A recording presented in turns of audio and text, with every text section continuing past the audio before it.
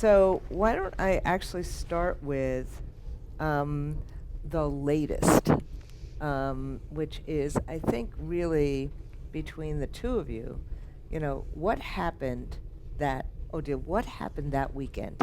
And thank you for being here instead of in the Olympics. Oh, I know you were like thinking about the team you were going to be on in the. I'm teasing. Yeah, well, first of all, bonjour. I will say bonjour. Good morning. Bonjour. Bonjour. Um, first of all, Can I would say like to comment say- allez-vous? Très bien. Buenos Aires est une très belle ville que je n'ai pas le temps de visiter. Buenos Aires is a very nice city, but I don't have the time to visit it. Yeah. But anyway, so thanks for inviting. Sorry, SNES FSU, which is in France, from France, which is the most important secondary education union in my country. And you know or you don't know that we are, although we do not have any elected position in the EI executive board. We are trying to play an important role at European level, but also at global level. I think we are here because we want to exchange experiences, but it's probably also because we are part of what I call a hopeful movement. We are a hopeful movement when, as education trade unionists, we are embarking on a fight to try to stop the far right. First of all, I will just start by giving you some details about the dates, because I may refer to it so that you are not confused when I speak. Ninth, let's say the political context and the very important dates, because Randy referred to what happened during a weekend. It's not only a weekend. It's I would say it's a 3-week period during which French people, I won't say French citizens, only French, but French people realized that democracy was not ascending.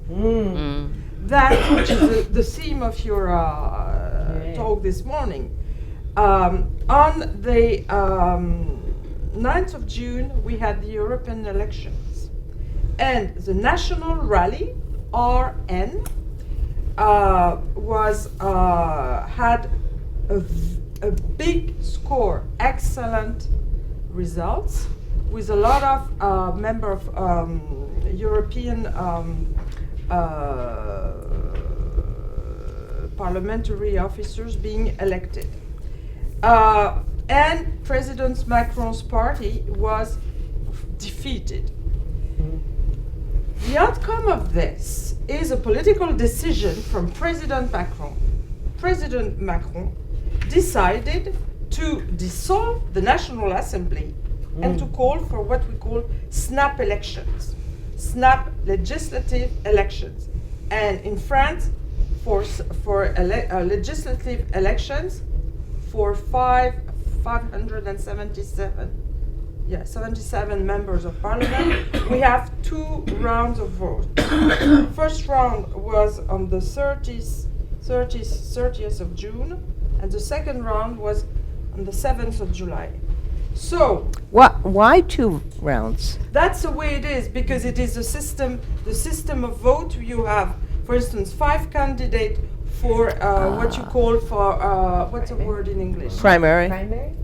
Yeah. And only the ones, if there is no majority, then you have a second round. And So it's really the kind of winnowing process. The first round of the snap, before the first round of the snap legislative elections, what happened, and this is what you should remember, is that let's say the left parties in France, including the what we call ecology party, political party, managed to organize a united front. And this united front was called Nouveau Front populaire. In English, I try to translate it. It's, let's say, we can translate it by the following words: New Popular Front. Yeah. Okay. And within 3 weeks, this new Popular Front managed to have campaigns on the ground, organizing meetings not only for people who are into political parties, but for the population. It was what I would say, you know, I live in Dijon, which is the capital of Burgundy. We have very good wine. Yeah. Yeah. We know. You know about that. Too bad I couldn't bring any bottles for you. But during 3 weeks, there was what I also call a revival. There was what's in English? A craving for democracy, because everybody understood, even the people who voted for the RN realized that the RN was going to become, to take power within the government and to force Macron to appoint a prime minister from the RN. Now, it's good to talk about what we call this new popular front. The question is, what was the role of the trade unions in France? Most trade unions at what we call confederal level took clear positions to support, of course, the candidates from this united front, but not to call openly, because, you know, in France there is quite a distinction. There is a separation between trade unions and the political parties, although we know some members and activists are members of political parties. Except the CGT decided to call openly for support of candidates. But let's say most trade unions and education unions decided to make an appeal to try to ask people to reverse the trend. And what I would like to tell you this morning is that this fight here was very visible, of course, because it was a danger. But what you should remember is that, for instance, education, trade unions, and my organization, we've always been fighting against the rise of the far right. And that could be my second point, but I will talk about it maybe later on if you ask me the question, because we know very well that the National Rally has a special view on education and training, and has a special education program that would be absolutely a disaster in terms of democracy, in terms of academic freedom for teachers, and has absolutely no prospect in terms of fighting about inequalities. So that's what I can say now. Fantastic. I hope I've been too long, but No, and look, part of what we're so craving, because the news in the United States is highly fragmented, and so this, you know, the 3 weeks that you're talking about, we did not get a sense of how intense the campaigning was for those 3 weeks once Macron called the snap elections. What we saw was that weekend. You know, we saw the crowds at the Eiffel Tower. We saw everybody waiting for the results.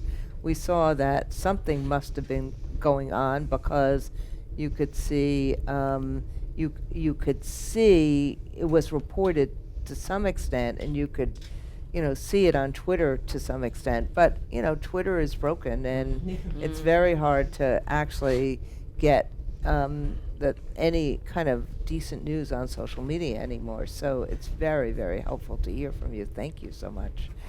So the election, and I know in the midst of this as well, the Iranian election happened, which didn't get very much play either. But after the and in Iran, the president does not have the power that that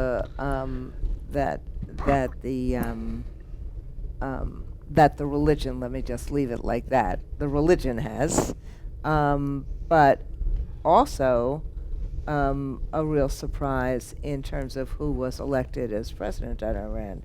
Very surprised. So that happened around the same time, but we do not have, for all the obvious reasons, an Iranian delegate at the EI convention. We have a huge issue for the Americans in the room. There's a huge issue in terms of teachers in Iran. We have an EI labor union that is represented in Iran, but we have, as the U.S., Pat and I and others, we have written letter after letter after letter. How many letters, Pat, to the to basically protest the killing not only of women but the killing of teachers who have protested the repression in Iran. So that we don't have a any kind of conversation from the ground.